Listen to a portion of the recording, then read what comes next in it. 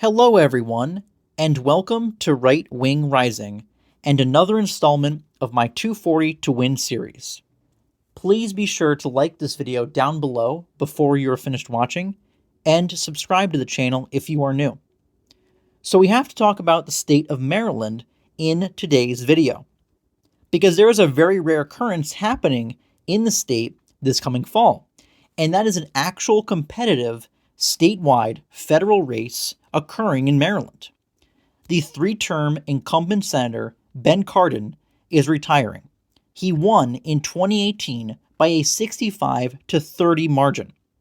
This Democratic stronghold is blue at every single level. Democrats control the state House by a 102-39 seat majority, and the state Senate by a 34-13 majority. And Donald Trump lost the state by convincing fashion by margins of 26 points in 2016 and 33 points in 2020. And every single statewide office is blue. Only one of the 8 congressmen representing Maryland in the House of Representatives is Republican. Both senators are currently Democrat. There has been no GOP senator from the state since the last one lost re-election in 1976, and all statewide offices are blue. But that is only recently so, because as recently as last year in 2023, Republicans controlled the governorship for 8 years in the state, with Larry Hogan winning 2 terms and an 8-year tenure as governor, taking office in 2015 after winning election in the 2014 midterms, and being in office all the way until 2023 when his second term expired. And Larry Hogan is trying to make a political comeback, as he is running as the Republican nominee for the United States Senate. He is the only Republican that could make this somewhat competitive in such a safe Democrat state like Maryland. He surprisingly pulled off a shocking upset in the 2014 election for the governorship of Maryland by a 4-point margin, and tripled that, winning by 12, even though it was a blue wave year where Democrats won all over the place in 2018. He had a very high approval rating as governor. He had strong appeal among many independent voters and even a lot of Democrat voters, and he needs to remind them why they voted for him as governor. And he again needs to campaign as the moderate bipartisan politician who was an effective manager of the state during his administration. If he reminds the non-Republican voters who voted for him for governor of who he is and who he was as governor and why they supported him, he has a chance to pull off a really shocking result in this seat, even though it is a long shot. And that's something we have to realize, because Senate races are much more nationalized and politicized, while governorship races are more local and less polarized, as a general rule. In his primary victory to win the nomination, Hogan performed very well in the urban areas, while the primary challenger got a higher percent of the vote and even won some counties in more rural, redder areas. But still, Hogan got almost 2/3 of the vote in the Republican primary, showing that most hardcore Republican voters are united behind him. While Democrats got almost 400,000 more votes in the primary than Republicans did, their primary was also very contested, whereas Hogan had only minimal opposition. He was pretty much the de facto nominee once he was announced. He's the former governor, and it's not like there are many other big-name Republicans in the state. And Democrats also outnumber GOP voters massively in the state, so that should be expected that there are more people turning out in the Democratic primary than the Republicans. What Hogan needs to do to have a chance at victory is to limit and shrink the Democrats' margin of victory in the Prince George area, the surrounding counties, and the Baltimore metro area, just like he did in his past electoral wins, while at the same time running up the margin in the Republican areas of the state and sweeping the swing counties that can go either way in certain elections. That is his path to victory. Even though Senate elections are more nationalized than governor races, it's still impressive what he did in 2018. Remember, this Senate seat was last up in 2018, the year he won re-election as governor. And he outperformed the Republican Senate nominee by about 25 points. and getting about 500,000 voters to cast a ballot for him that also cast a ballot for the Democratic Senator Ben Cardin, quantitatively showing his bipartisan appeal with some Democrats. Quite a few, actually. If he can once again do that, he really has a chance at victory. And something that might help Hogan is the fact that the Democratic primary was very contested and very fiery.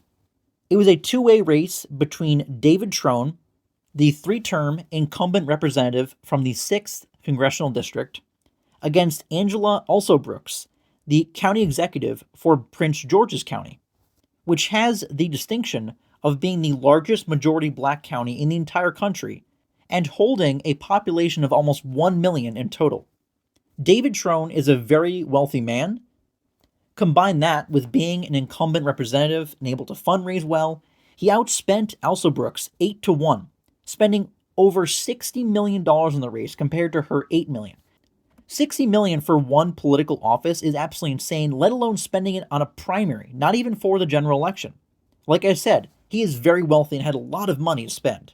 He was going to spend his way to the Senate, except Alsobrooks pulled off a massive upset, winning by over 10 points out of nowhere, because she really did not lead in any polls except for a few weeks leading up to the election.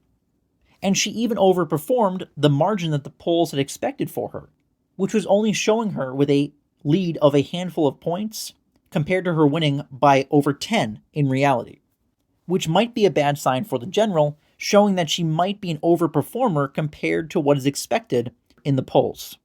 As you might expect, being the county executive of the large county of Prince George, she performed very well in the urban areas, pretty much sweeping them in the primary against David Trone, while she performed absolutely horrendously in the rural, Republican, and swing areas of the state, which is both good and bad news for Hogan. On the positive side, Hogan should be able to decimate her in the Republican areas, run up the margins there, and should be able to take the swing counties of the state. Whereas Alsobrooks might be a tough candidate to shrink her margin of victory in the urban areas, since that is her home turf and she already has proved to do well in the primary against someone that was outspending her massively. But it also shows that money isn't everything when it comes to an election. David Trone thought he had it in the bag. He skipped a lot of debates in the primary. He really thought he could spend his way to the nomination. A lot of times, politicians and candidates can, but you also have to put in the work on the campaign trail, establish a ground game to get voters out to vote on election day, because every now and then you have an upset like this, where the candidate with a lot less campaign cash is able to pull out a stunner. But that being said, fundraising is different than just having a ton of money. David Trone is very wealthy. His family is very wealthy. A lot of the money that he spent was self-lent. It wasn't so much that he was a prolific fundraiser. If someone is fundraising a lot of money, that's a different story. It really points to them getting out there and having a competent campaign that is resonating and getting people to back them. And of course, money does matter even though it's not everything. So it's still better, honestly, that Trone lost. He could paint himself more as a moderate better than Alsobrooks can, who's a pretty progressive candidate. And he would have all the money in the world to throw at this race, whereas Alsobrooks has a finite amount. The GOP has spent over $4 million in this race. And Hogan is running ads and getting his campaign message out there. For example, he's running some ads that are promoting Democrat voters who are supporting Hogan and why they're doing so. He is still being outspent 2-1 by Alsobrooks, but less than 3 months out from Election Day, he has almost as much money left to spend as she does, which is impressive for a Maryland Senate race. You would expect the Democrats to have 50 times the funding as the Republican candidate, but that's not the case here. You don't want Republicans to spend all their money on this race because it's still a long shot, because Hogan has to rely on a lot of crossover support. But it's still good to spend here to A, test the waters, B, give Hogan his best chance to win here, and C, force the Democrats to spend money in Maryland with many other competitive Senate races, which will help Republicans across the board. And as far as the actual campaigning goes, Alsobrooks is trying to make abortion a main issue. As you would expect, that's kind of the Democrats' bread and butter these days. And she's also trying to paint Hogan as a MAGA Republican conservative, which is pretty ridiculous because he's a pretty moderate Republican who has actually been pretty critical of Trump in the past. And she's trying to spin how Hogan vetoed progressive and more liberal legislation, saying that he would just vote with Republicans 100% of the time in the Senate and give Republicans control of that chamber if he wins. And all assertions are pretty ridiculous. Of course, he vetoed very progressive and liberal legislation as governor, because that's what an actual moderate does. And also, Maryland is not going to be the tipping point for the Senate. If Maryland is going Republican, many other states are going Republican at the Senate level. So Maryland, if Hogan wins, will not be the state by itself to give Republicans the Senate. So that is just fear-mongering on Alsobrooks' part. Whereas Hogan, for his campaign, he's trying to make this race about immigration, the economy, and crime, which has increased in Prince George's County under Alsobrooks' tenure, and contrasting himself as a moderate against Alsobrooks as an extreme progressive. And I think it's a smart strategy by Hogan. He's pulling the same campaign strategy as he did when he ran for governor twice, and obviously it played out well. And those are the important issues in this election. People care about the economy. People are hurting. The border crisis is a big issue on many people's minds. And not many people can dispute that crime has drastically risen in the last 4 years. So those are all good, important, non-controversial issues for him to drive home to voters as to why they should vote for him. As for the polling in this race, Larry Hogan led sizably in the polls before the May primary, and his advantage against Alsobrooks was larger than his lead against David Trone, and that's interesting to note. Right around the time of the May primary, and since then, Alsobrooks has led 4 polls by about 10 points, but 3 of those polls were Democrat internal polls, as campaigns' internal polls tend to inflate their candidates' margin and their vote total. So the fact that Alsobrooks is only up by 10 in Maryland actually points to a possibility that Hogan might actually make this a competitive race. Hogan did lead one poll that was a Republican internal poll. He led that one by 6 in June, and there have been no polls since Biden dropped out.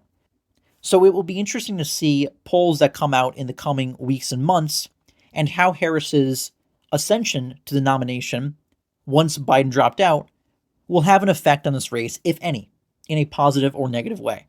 The outcome of this race is also going to be interesting for several House seats down ballot. In the 1st Congressional District, Andy Harris, the lone Republican in Congress from Maryland, who is very conservative, he's a member of the House Freedom Caucus, won by only 11 points in 2022. This is a district, though, that Trump won by 14.5 points. And given the fact that Andy Harris got double the votes that the Democrat nominee in the seat did in the primary, and he is doing very well in fundraising numbers, I think he is going to be able to hold on without having to experience a super intense general election race. And I think he should be able to keep this election to a greater than 10-point margin of victory for himself. But it's still one to note and keep an eye on, because this was previously a safe Republican seat, but it became much less Republican after redistricting prior to the 2022 midterms. The 2nd Congressional District was won by the Democrats in 2022 by 18 points, but it is an open seat with an incumbent retiring. And the nominee is Kimberly Klacik, who did better in the Democrat and urban areas of this district in the primary, and is actually keeping up pretty competitively in the fundraising numbers against her Democratic opponent.